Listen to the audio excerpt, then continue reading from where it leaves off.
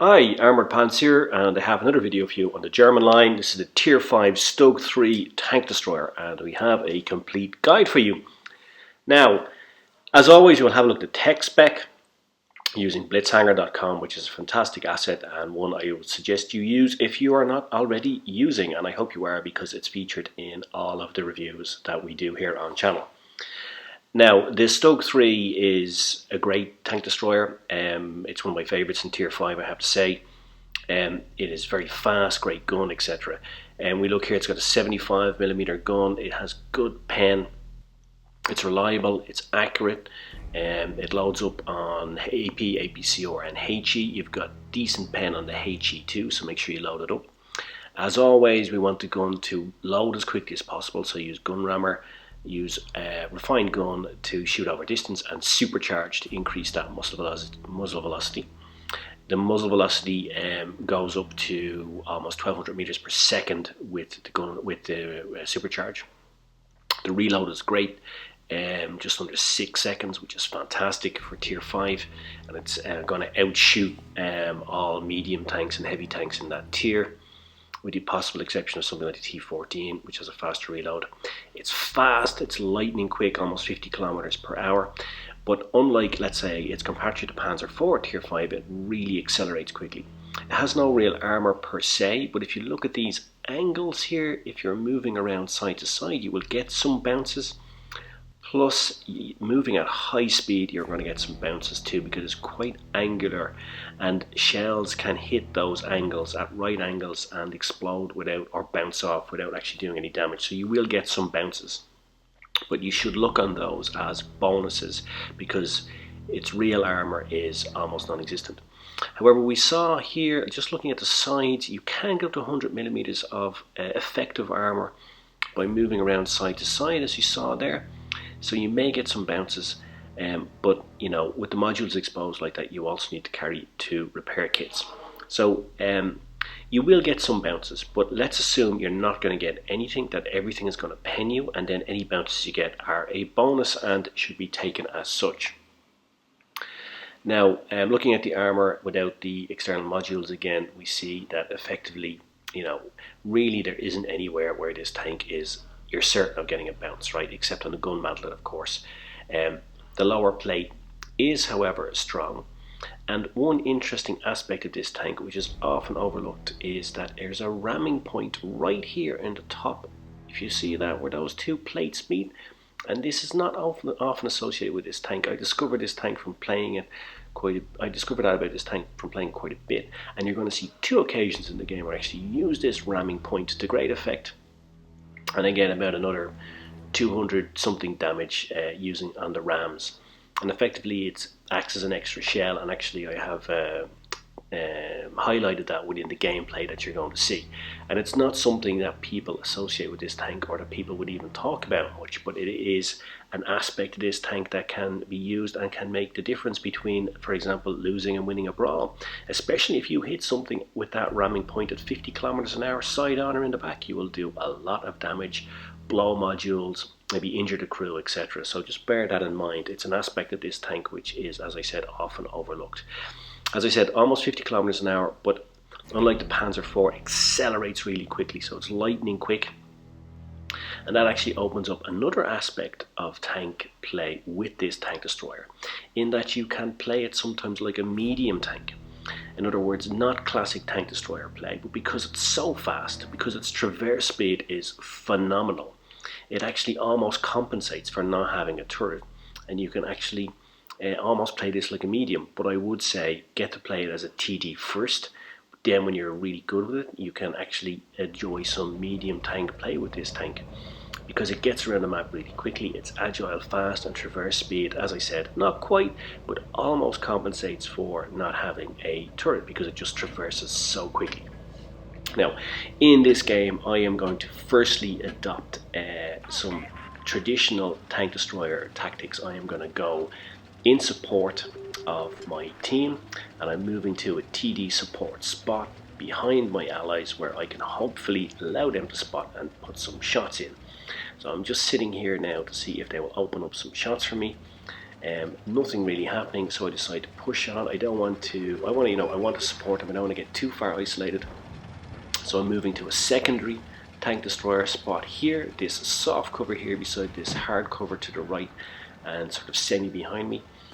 Now I'm going into the cover. I'm using the good camo numbers on the tank destroyer, and there you see, there's the reward. Bam, beautiful shot. You see the gun in action there, just how good it is. A lovely shot on the T-34. Got a second shot there, and that was a pretty difficult shot, fast moving, small, low to the ground target, and you saw the gun does not let you down. It just pans, bam. Miss out on the second shot from him. Now this T-34, what's this shot? I've just highlighted this for you because look at this, down to 1 hit point. How unlucky is that for me, and how lucky is that for him? 1 hit point. 1 hit point away from him dying, 1 hit point away from a kill for me, and a nice easy kill for my ally. But as I am a good team player, I do not mind. Now you will see sort of a brawl coming up with 2 Panzer IVs.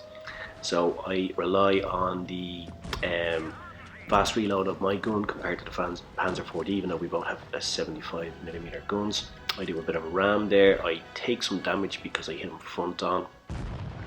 But I really wanted to clear him because I thought I was going to get into a brawl with both Panzer IVs. Fortunately for me, they come at me sequentially. I was able to take care of one, then the second one comes up. My allies take care of him a bit, and I'm able to put another shell into him, and we're able to clear him, which was great. So the ram on him gave me almost an extra shell of damage, but unfortunately I broke my own golden rule, hit him in the front, and therefore took some damage myself. But nonetheless, it was useful at clearing. Now I'm going to go to the base. I'm going to try to get some XP for base defense, which is always nice to have. And if you're looking for a mastery or a first class to get some badges, defending the base always gets you some nice additional XP, which contributes towards getting those badges, and mastery badges especially. Now look at this bounce shot here coming up. Look at this. As I said to you in the tech review, you will get some bounces. Let's look at this. There you go.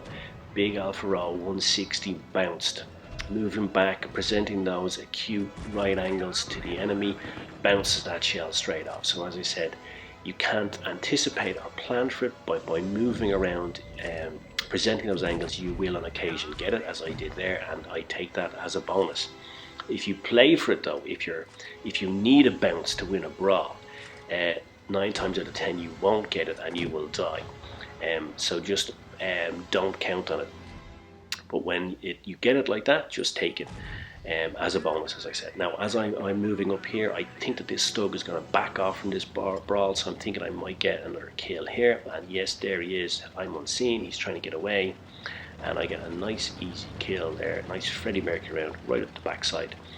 Now, I've done a lot of damage. I've done 3 kills. I am 1 kill away from getting a top gun. I'm already on high caliber. I sense mastery badge, so I throw caution to the wind here, and I actually go hell for leather in on this Leo because I want this kill and I want the extra damage because I sense the mastery badges in the offing here. So I go straight in. I'm on the side to him. Bam, another ram, almost 100 damage again, another round into him. I know my allies are coming. I know he's going to hit him, and then that presents me with the kill. There we go. Bit of sloppy play, giving away hit points I didn't need to do. I could have stayed back and just sniped, but I really wanted that kill and I wanted the extra damage because, as I said, I thought the mastery badge was coming, and so it did. So a bit of a carry for me as well, almost 2.2k of damage.